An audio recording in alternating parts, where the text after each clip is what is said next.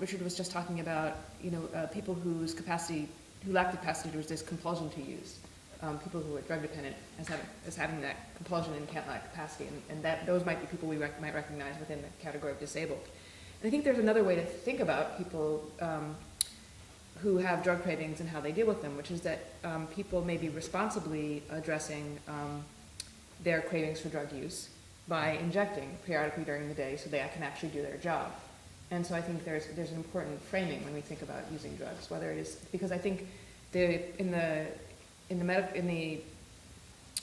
UN literature, the UN Office on Drugs and Crime, in the DSM and WHO, there's this idea that a person who is addicted to certain drugs really can't control themselves. They have to do this thing. When in fact, the fact that they are doing this thing, the fact that they are injecting is enabling them to lead a productive life. So you're saying almost they're treated as the functional equivalent of people who lack legal capacity because the impairment cuts so deep that you're no longer sure there's a stable self there that's in control of their own life narrative?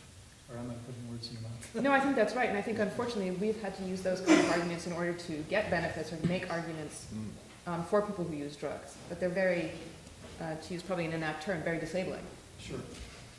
Let's take one more and then we're going to vote.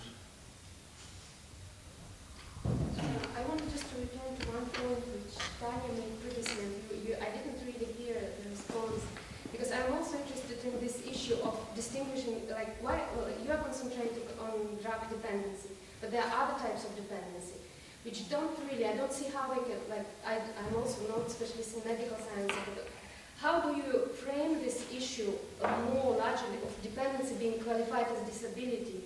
And why is it important, like, also for these persons to be recognized as being disabled or not important? Because they also need their human rights protected and everything. So is there a distinction to be made between the two groups, or should we also then include them in this group? I mean, I would say that the Equality Act, again, in the UK, also excludes things like addiction to tobacco, addiction to setting fires, presumably includes things like addiction to sex as well. The short answer is that I don't know. So I've just intervened just to say I don't know. It's a really good question, and it's something that I thought about, but yeah, it's a really good question. Under the Rehabilitation Act in the US, kleptomania is considered a disability. Pyromania is considered a disability, but they're explicitly excluded in the ADA. No logic. I mean, I think that point just speaks to the logic of prohibition very well indeed, and that people who use drugs that have been deemed to be illicit are singled out for special denial of human rights and human rights abrogations. People who indulge in activities that are illegal are not subject to such treatment. You can gamble all you like. It's not considered to be a major threat to global security. Whereas people who use drugs are considered to be a threat to the community and to its sanctity and security. So it bears up the logic of prohibition. Is my very short response to that. Yeah. There is at least some jurisprudence that recognizes addiction to nicotine as a disability that requires accommodation, which I think makes perfect logical sense. If you're addicted to substance X or addicted to substance Y, it really oughtn't to matter whether it's legal or illegal. The point is, what is the effect that it has on you? What kind of accommodation is required? So that if, with that accommodation, you can perform the essential functions of your job, live in your housing without causing any problem to neighbors, et cetera, et cetera. So that has been recognized. I don't know if there's any jurisprudence that anyone's aware of where addictive behavior such as gambling, for example, has been recognized as a disability for purposes of protecting someone who has that particular compulsion and therefore requires an accommodation of some sort. I mean, it's only accommodation up to the point of undue hardship, right? A reasonable accommodation. One doesn't expect employers to go back to a point that I think was a little bit overstated in Becca's remarks about the concern about employer backlash, for example. If we take the concept of disability too far, are we going to get backlash from employers? And I guess my first response to that would be, well, so what? That's not a good principled reason to not recognize something as a disability. If it follows logically. I know. But I don't find it a persuasive argument to say therefore X should not be recognized as a disability because employers might not like it. Well, employers would like to be able to discriminate in all sorts of ways that we don't accept as permissible by law. So I don't know about gambling. I mean, maybe that's a trickier one. The employment situation is quite interesting because in the US you have the Drugs-Free Workplace Act, which kind of in a sense pushes back the protections of the Non-Discrimination Act. So it's kind of the enabling space for employers basically to operate the controlling policy.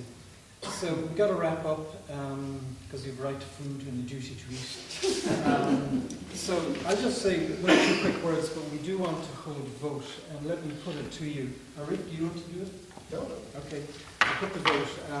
You voted earlier on, but it's interesting to see whether you've changed. So who was keeping tabs on the numbers? Was anybody keeping tabs? Did you? We didn't do a count, but there was only a few for, more against, and even more without an opinion. So that was my count. Let's see how many are for this time and see if it's increased at all. What is the proposition?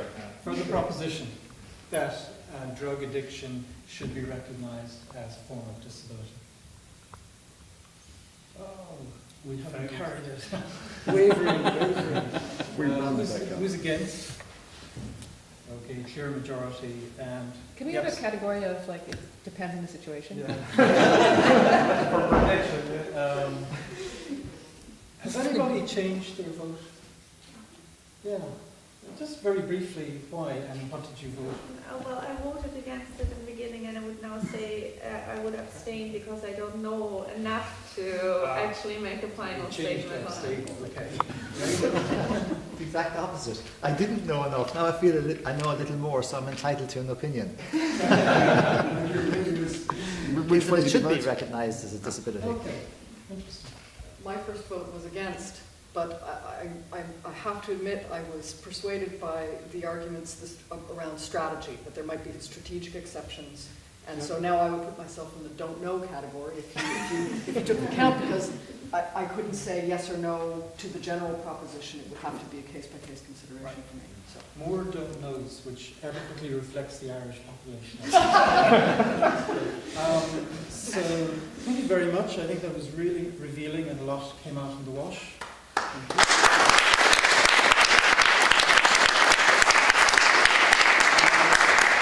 It's really interesting to begin exploring the kind of continuities, discontinuities between the various protectorates, and even if that's the right way to be going about thinking about universal human rights.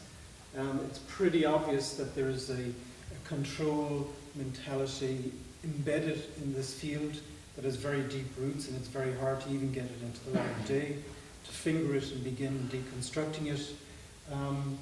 And it's interesting that when you begin to deconstruct it, you begin to say to yourself, well, don't people have autonomous choices to make in their lives? Certainly the law has warrant to intrude when there is clear and present danger, particularly to others, but not necessarily when the clear and present danger is to yourself, because we can exercise our autonomy to erode our autonomy if we wish to do so. Not many of us, not all of the time, but there is a certain dignity of risk that we're willing to afford many other quote-unquote socially deviant groups that we're unwilling to apply to certain enclaves still in our culture. So it's a really interesting question about the unfolding of the logic of the rule of law and universal human rights to begin dissolving all of those little islands of immunity that continue to exist. And you're absolutely right to question whether the migration from the control mentality to the health mentality is a plus or a minus. I'll tell you a very funny story. I led Rehabilitation International during the negotiations on the Disability Convention. We tabled an article on the right to rehabilitation and were slapped back ignominiously, immediately, by all of the NGOs present, and quite rightly so, because they only saw it from their experience, which was a form of control in another guise, period.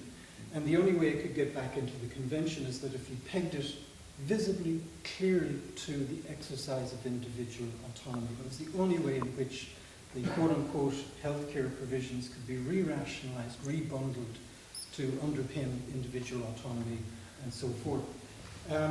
Whether or not you need to wear the badge of David of disability to open up the door that's remained shut to universal human rights is the $64 million question. It may be a tactical issue of, well, if we do it now, we'll at least put down some stage posts along the way to what we're all aiming toward. Or you may decide that the cost is too much, because even though there might be the episodic victory, you might be, as it were, reifying the problematization of people. But in fact, that's not what we're trying to do in the disability sector at all. So I voted yes, but now I'm unsure. So thank you very much, and thank you to Houston School for allowing your wonderful facilities to be used, and Ray and Rick, Rick, if you want to close. Great, thank you very much. I'd say I think it was a fantastic first debate for our series, and hopefully this gives you a bit of an idea of the kind of thinking we're interested in promoting with the Center on Human Rights and Drug Policy. Very much specifically looking at that intersection between international drug control law, which was mentioned by some of the panelists, and international human rights law, and what that structure of social control means or doesn't mean for the fulfillment of human rights, not only for people who use drugs, people who produce drugs are mentioned, or the criminal justice frameworks that exist that impact on right to health considerations, right to life, many other things. And hopefully it might be a good little indication for some of the issues we'll be talking about in our class that we'll start teaching at the end of the month. I know a lot of people are enrolled in it, and for people who aren't, if you want to sit in on some of the lectures, you'll be more than welcome. I would like to reiterate Professor Quinn's thanks to the Irish Center for Human Rights, for the Houston School for the use of the building. I'd particularly like to thank our guests, some of whom traveled quite a long way to come visit us today and take part in this. And as I know some of you maybe argued sides you didn't necessarily agree with, and I appreciate you doing that, because it is, obviously the idea is not to win or lose a debate, it's to actually tease these things out and get people thinking. I'd particularly like to thank Professor Quinn. I think it was wonderful having him as the chair, and I think his body of knowledge on this particular area was very evident and really added to the discussion and drawing out some of these issues in a way which I know I certainly wouldn't have been able to do if I was chair, so thank you very much. Thank you to the film crew. We will be putting all of our debates online, so you can come back and revisit them. Thank you to Nancy and to Ying Shi from the Center for Human Rights and Drug Policy for helping to organize this. And of course, thank you to all of you for coming, and we'd like to invite you back to the Irish Center for a bit of a reception for a glass of wine, which we may or may not be addicted to, and we may or may not be disabled. So thank you very much.